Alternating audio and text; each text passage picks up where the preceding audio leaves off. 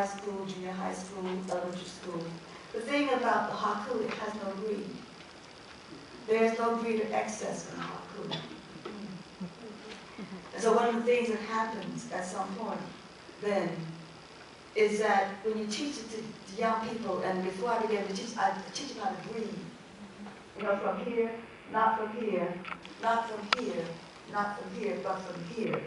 It's such an amazing process when you get a class of people learning how to breathe, you know, inhaling and the stomach goes out, you know, and then, you know, exhaling comes in.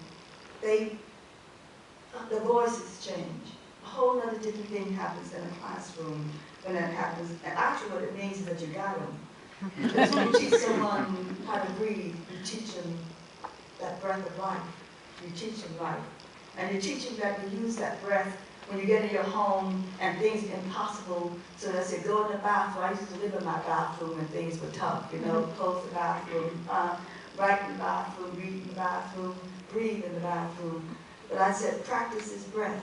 And then you can come out sometimes into the turmoil that goes on sometimes in some of our homes, you know, and live. But I am always fascinated by that haiku. It is not, in teaching, it's not the 575. Some years ago, I was got a letter from Tokyo, and I opened it. And I opened it, and they were doing a haiku sequence, and they asked me would I contribute, you know. So I remember reading it and then putting the letter in my pocket. I love letters, you know, and I went walking around the house and went up the steps with the letter still in, got packed, went away with the letter in my jacket pocket, got on the plane, read all the haiku again and again and again, cried again and again, looked at it again and again, and then about 2 weeks later I contributed and mailed it out for it to continue around the world.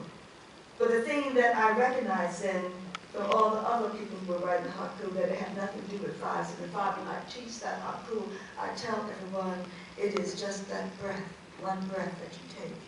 That's it. You know, and it is the breath of life. You know, it is a breath of life.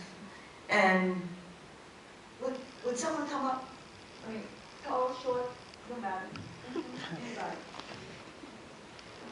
I got two people. Oh, we got it. Okay. Okay. But what I'm going to do, can someone else come up? We need two. Okay? Come. What I do, I make people sit and face each other, right? You two face each other, I'll face you. Okay? And I always say to them, and you know, if you ever are in a mid school or high school, when you do this, they go like, what you doing? I don't know what you're doing. And then take your right hand and put it on my heart. Your right hand on my heart. That's right. I put my right hand. Now, quite often I get a young man, you know, right? And so his hand comes like, you know, because that breast is there, right? You know? It's on your breast. It's on your breast, you know. I suckled three children here at this breast, right? You know, I mean, that's all it is. And I said, there ain't no porno. And they laugh. They know just about porno at that age. That's like, take that, right.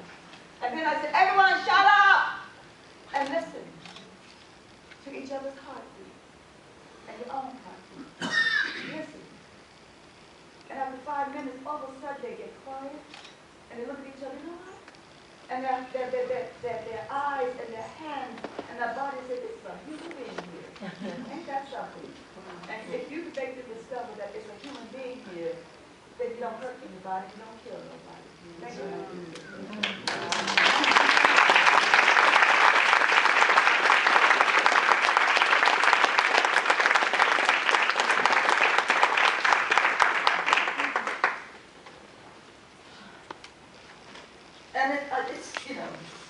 It's one of those things that really, at some point, you just kind of begin to figure out sometimes as you teach. Trying to do something called peace. Trying to spread peace the world. Trying to make people understand truly the need for peace. That you cannot be in organizations talking about peace if you're not peaceful. You know, no really. If you have no peace in your home, it won't work. You can't go out and teach that stuff. You know, you really have to understand things about peace. And I'm so surprised that people say to me, I mean, I have some friends say, you know, Sonia, what I miss about you is that you used to get up and read those poems, right, you know, and if someone said something to you was smart, right, you would like jump all over them, you know, cut them, slice them with your tongue, right? Slice them with your tongue, right? And then when they were on the ground, you kick them and keep on going. And I said, yeah, I did do that, right? I said, I was probably the only one who kept traveling around the country without a place to teach, right?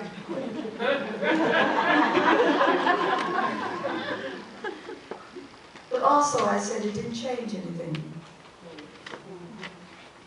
What does change things, however, and what I tell all my students, is you can never allow people who walk towards you in a negative fashion to bring you down to their level.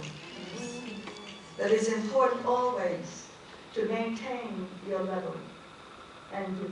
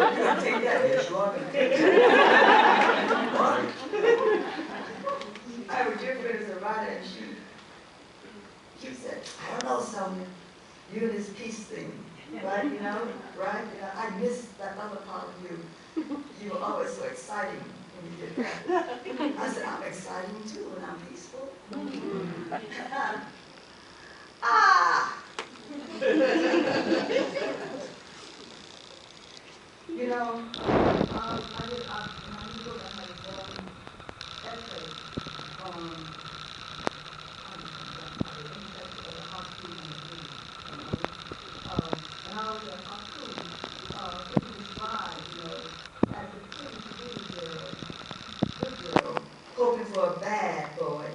And the blues is the fast bad girl going out at night hoping for a good boy. But I love the haiku of the blues and monologue. I teach the three of those. This haiku, which is a split second in which proves of the poem. I wrote in the beginning of the book, someplace, a quote by Abby Lincoln.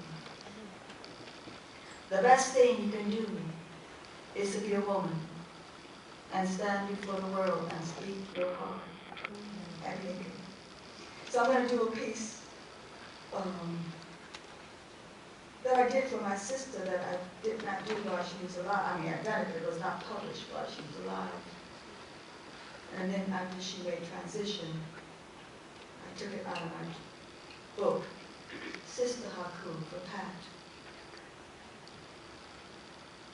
How many secrets you carried in your panties? Infections of confections, no retractions. The autumn rain summoned a sister's fragrance. Your slanted black eyes smile crystals. Can two little girls holding hands walk unnoticed in a large house? Young man home from war envies the subtle pause of young beauty. Disguised as uncle, he picked at your unbroken spine. How to moisten the silence of an afternoon molestation. Silk on your skin, no armor for the amputee. Birmingham eyes ignoring the winter's confinement. To be born, to be raped, each journey a sudden wave. His touch wore you down to a fugitive eye. The sound of you sucking your thumb at night blows in my ears. All morning, our mother's voice beyond the hills. Haiku for my sister. And